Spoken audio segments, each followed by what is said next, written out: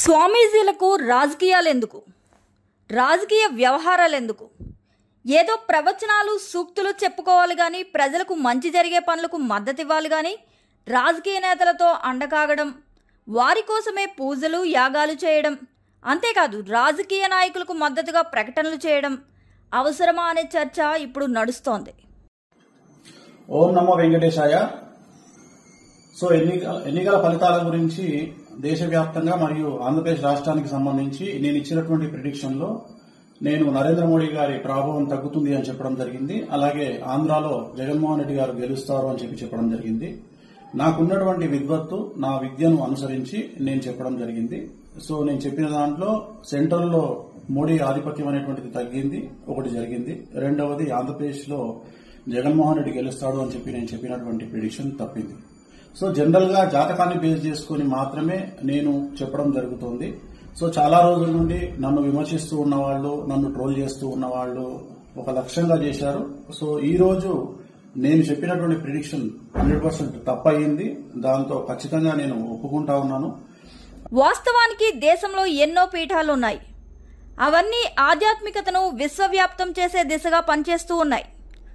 భక్తుల మదిలో హిందుత్వ నినాదంతో పాటు పరమత సహనం, భిన్నత్వంలో ఏకత్వం లాంటి వాటిని ప్రచారం చేస్తున్నాయి. నిత్య పూజలు, అన్నదానాలు, ప్రవచనాలు చెబుతూ మానవుల్లో భక్తిని, ధైర్యాన్ని, మానవత్వాన్ని పెంచుతున్నాయి. అయితే కొందరు స్వామీజీలు ఆ బాటలో నడవకుండా రాజకీయం వైపు మొగ్గు చూపి అబాస్పాలవుతున్నారు. కాకినాడ శ్రీపీఠం స్వామి పరిపూర్ణానంద బీజేపీలో చేరి తెలంగాణలో ప్రచారం చేశారు. హిందూపురం ఎంపీ టికెట్ ఆశించి రాకపోయేసరికి ఇండిపెండెంట్గా కూడా పోటీ చేశారు. అంతేకాదు ఏపీ ఎన్నికల ఫలితాలకు ఒక్కరోజు ముందు ఏపీలో వైసీపీ వస్తుందని జోస్యం చెప్పి బోల్తా పడ్డారు. ఇది ఆయన రాజకీయ అత్యుత్సాహం, టికెట్ రాలేదన్న అక్కసును సూచిస్తోంది. ఇక విశాఖ శారదాపీఠం స్వరూపానందేంద్ర స్వామి అయితే 2019కి ముందు నుంచే వైఎస్ జగన్మోహన్ రెడ్డి చేత యాగాలు చేయించారు.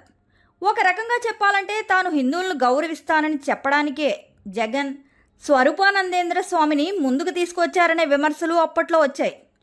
జగన్ అధికారంలోకి వచ్చాక ఇక స్వరూపానందేంద్ర వ్యవహారం పీక్కు వెళ్ళింది. సీఎం హోదాలో జగన్ చాలాసార్లు విశాఖ శారదాపీఠాన్ని సందర్శించారు. అంతేకాదు స్వరూపానందేంద్ర సీఎంకు ఎంత చెప్తే అంతే అనేలా సాగింది. ఇప్పుడు జగన్ బోల్తా కొట్టేసరికి స్వరూపాస్వరం మారింది. మేం స్వాములం, మాకు రాజకీయాలు అనవసరం అంటూ ఆయన సంధి సిద్ధాంతం ఎంచుకున్నారు. మరి ఆ శ్రీశైలం కుంభాభిషేకం చెయ్యొద్దని చెప్పింది నేను, దక్షిణాయనంలో చేయకూడదు అని ఆపింది నేను. జగన్మోహన్ రెడ్డి గవర్నమెంట్లో ఆపితే కోర్టుని మేనేజ్ చేసి ఉత్తరాయణం వచ్చింది కదా చేశారు. మాఘమాసం పుత్రనాశ అని ఉంది ఆగమంలో, శైవాగమంలో. మాఘమాసంలో శైవాగమంలో శ్రీశైలం కుంభాభిషేకం చేయకూడదని ఉంది. రాజునికి పుత్రుడంటే రాష్ట్రమే కదా. ఈరోజు ఏం జరిగిందో మీరు చూశారు. నిత్యం వందలాది సంవత్సరాలు, వేలాది సంవత్సరాలు జరిగే అన్నప్రసాదాన్ని తృణధాన్యంతో మార్చినప్పుడు కూడా నేను విభేదించాను, లెటర్ రాశాను.